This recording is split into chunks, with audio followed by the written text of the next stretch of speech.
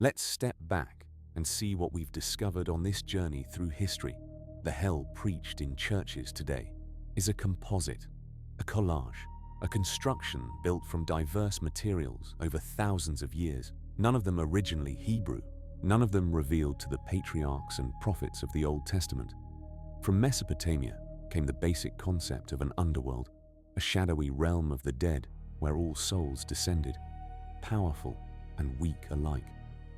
From Greece came Hades and Tartarus, the judgment of souls, the punishments of the wicked, and the philosophical concept of an immortal soul that could experience eternal existence. From Egypt came the weighing of the heart, the judgment based on earthly deeds, and the lake of fire where the wicked were destroyed.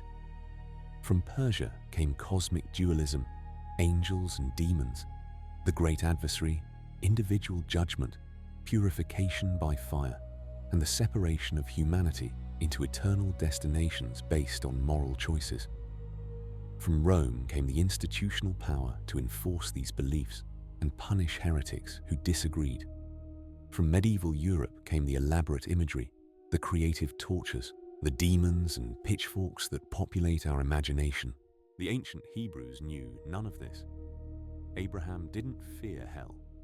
He bargained with God to save sinners, never mentioning their eternal fate. Moses received the entire law from God, but not a word about eternal punishment. David expected to go to Sheol, the same place as everyone else. Solomon, the wisest man who ever lived, wrote that the same fate awaits both the righteous and the wicked.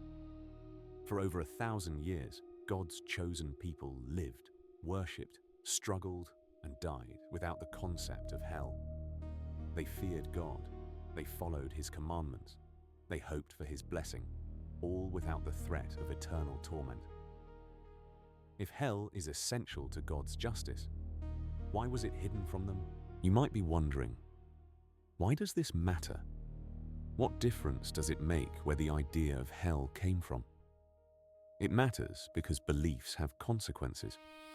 For centuries, the fear of hell has been used to control people, to frighten children into compliance, to manipulate congregations into giving money, to justify persecution, inquisition, and religious warfare.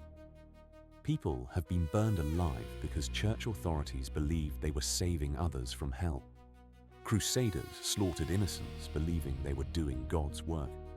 Parents have terrorized their children with visions of eternal fire. If hell is a human construction, if it evolved from pagan myths rather than divine revelation, then perhaps it's time to question whether it belongs in our theology at all.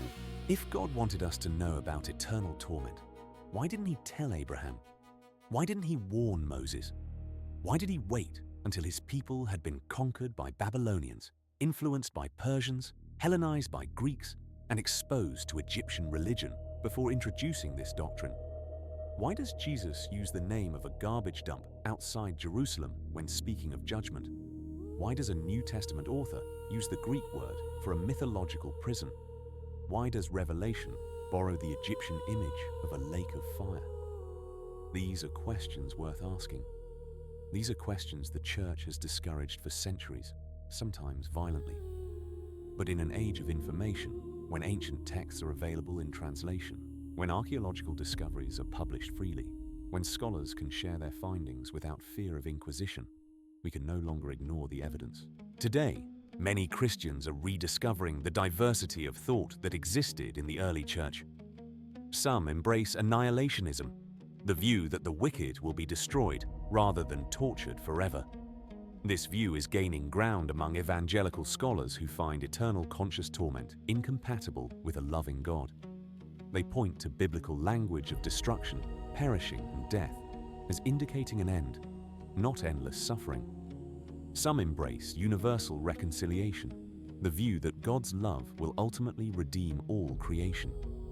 This was the view of Origen and many early church fathers. It never entirely disappeared, even during the centuries of Inquisition. Today, it is openly discussed in mainstream theology. Some embrace a metaphorical reading of hell, seeing the biblical language as symbolic of spiritual death. separation from God, or the natural consequences of destructive choices. They argue that the ancient imagery served rhetorical purposes that shouldn't be pressed into literal doctrine. All of these views claim to be biblical. All have been held by sincere Christians throughout history. The monolithic doctrine of eternal conscious torment is neither as ancient nor as universal as many assume. We've traveled far tonight, from the dusty tablets of Mesopotamia to the fire temples of Persia, from the philosophical schools of Athens to the judgment halls of Egypt, from the actual valley of Hinnom outside Jerusalem to the frozen lake of Dante's imagination. We've seen how beliefs evolve, how cultures borrow from one another, how myths transform over centuries. We've traced the idea of hell from its earliest forms to its modern expression, and we've found it to be a human construction, not a divine revelation. The hell you were taught to fear is real, but not in the way you were told.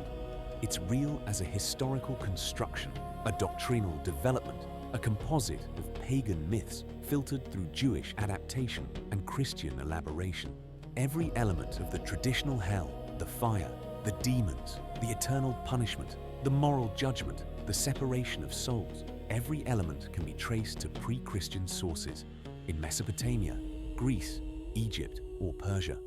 Whether a literal hell exists beyond this human construction, whether there is truly a place of eternal suffering awaiting the wicked, that is a question each person must answer for themselves.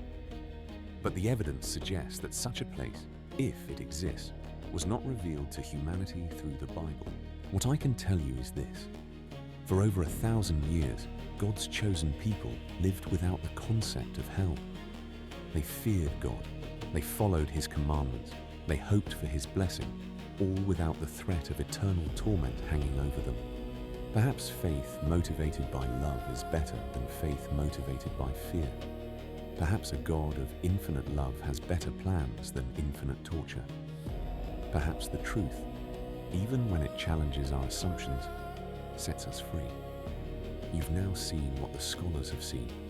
You've traced the pagan origins of hell through history. You've examined the evidence that theologians have known for generations, but rarely shared with ordinary believers. What you do with this knowledge is up to you, but you can never unsee it. This has been another journey into biblical mysteries. If this documentary challenged you, enlightened you, or made you think, subscribe and join us for more explorations into the hidden history behind the beliefs that shape our world. In future episodes, we'll examine the pagan origins of Satan, the books that were removed from your Bible, the surprising history of Christmas, and the political machinations of the Council of Nicaea. Until next time, keep questioning, keep searching. The truth is out there, buried in ancient texts, waiting to be discovered. End of episode 1. Thank you for watching Biblical Mysteries. Subscribe for more explorations into the hidden history behind the beliefs that shape our world.